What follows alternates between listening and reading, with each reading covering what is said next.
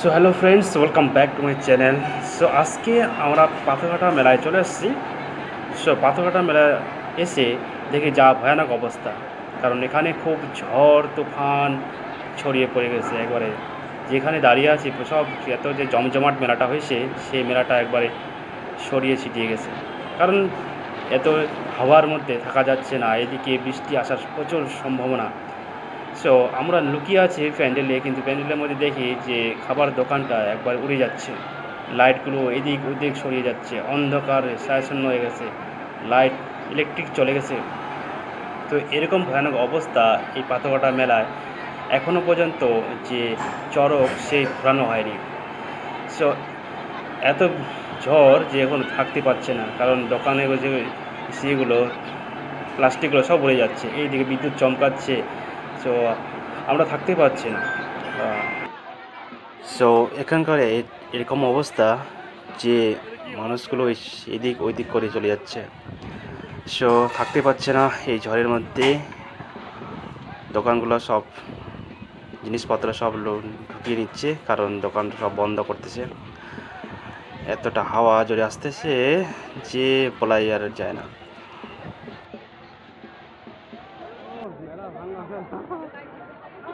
অনেকক্ষণ পর হাওয়াটা থামলো, এবং থামার পরও দেখতেছি আকাশ খুব খারাপ।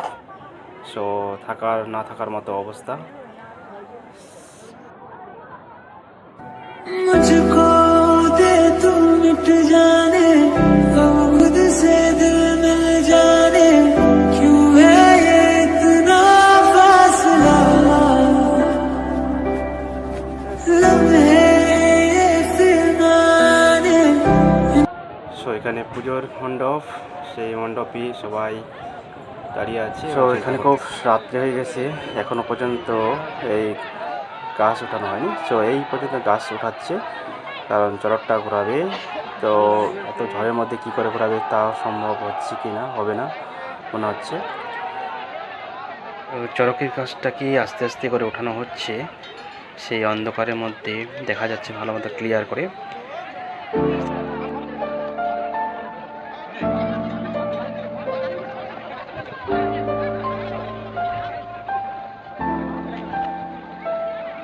ना मौत तुम्हें आएगी, ना जी पाओगे, ना भूख तुम्हें लगेगी, ना पी पाओगे। ना मौत तुम्हें आएगी, ना जी पाओगे, ना भूख तुम्हें लगेगी, ना पी पाओगे। रो भी ना होना नहीं, सो भी ना होना नहीं, रो नहीं होना, सो नहीं होना, याद मेरी तड़पाएगी।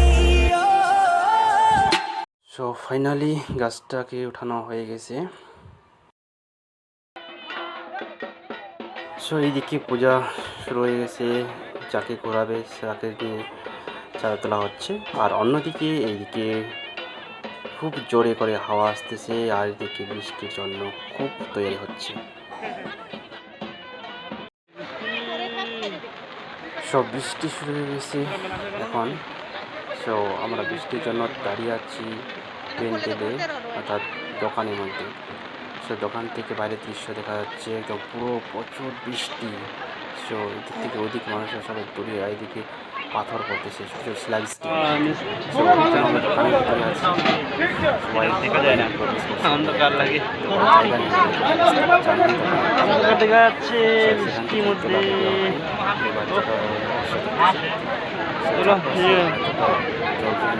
যে আমরা যেখানে দাঁড়িয়ে আছি সেখানে জমে গেছে একদম প্রচুর জল। এই যে দেখতে পাচ্ছি শিলাবৃষ্টি প্রচুর ভাবে পড়তেছে।